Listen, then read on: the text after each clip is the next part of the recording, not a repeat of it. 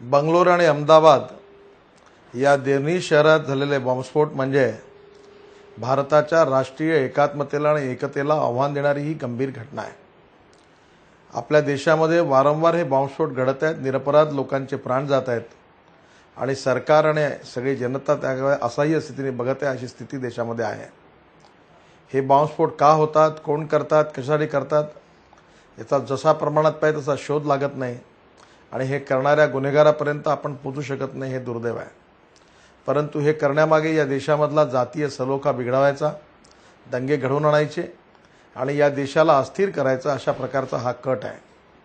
विशेषतः जे पाकिस्तानी काही अतिरेकी संघटना आणि काही मुस्लिम अतिरेकी संघटना, आतंकवादी संघटना वारंवार या सगळे स्फोट घडवून आणतात आहेत। बाहेरच्या या देशातील या अतिरेकी संघटनांना आपल्या देशातली पण एक मायनॉरिटी जे मुस्लिम समाजातली काही जात्यांध मंडळी आहेत ती मदत करत आहे, अतिशय दुर्दैवाची गोष्ट आहे। या सगळ्यांच्या विरोधात कडक कारवाई करण्याची आवश्यकता आहे।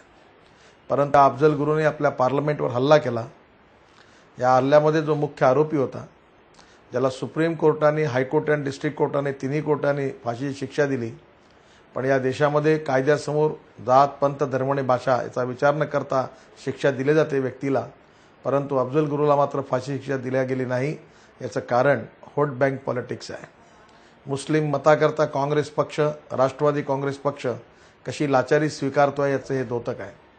राष्ट्रवादी काँग्रेस पक्षाने मुंबईच्या बॉम्ब ब्लास्टमधील आरोपीचे वकील मस्जिद मेमन यांना आपल्या पक्षात घेऊन त्यांना ऑल इंडियाचं जनरल सेक्रेटरी केलं आणि त्याचं कारण ते सांगतात की यामुळे मुस्लिम समाजाची सहानुभूती पक्षाला मिळेल, अशा प्रकारचं राजकारण करणारे नेते आज राज्यात आणि देशात सत्तेवर आहे। आणि जोपर्यंत आतंकवाद्यांच्या विरुद्ध कठोर लढून कठोर कारवाई करण्याची स्ट्रॉंग इच्छाशक्ती ज्या नेत्यांमध्ये, ज्या सरकारमध्ये नाही, तोपर्यंत अशाच प्रकारचे बॉम्बस्फोट होत राहणार, निरपराध लोक मृत्युमुखी पडत राहणार आणि आपण केवळ दुखवटा व्यक्त करण्याशिवाय आपल्या हातात काही राहणार नाही।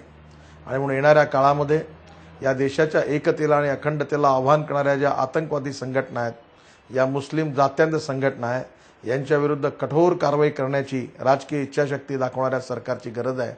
जनतेने त्याचा गंभीरपणे विचार करावा। काँग्रेस आणि राष्ट्रवादी काँग्रेस कधीच ही इच्छाशक्ती दाखवू शकत नाही आणि कठोर कारवाई करू शकत नाही, कारण व्होट बँक पॉलिटिक्स करता त्यांनी आपलं राष्ट्रीय विचार देखील बाजूला ठेवले आहे। हे देशाचं दुर्दैव आहे।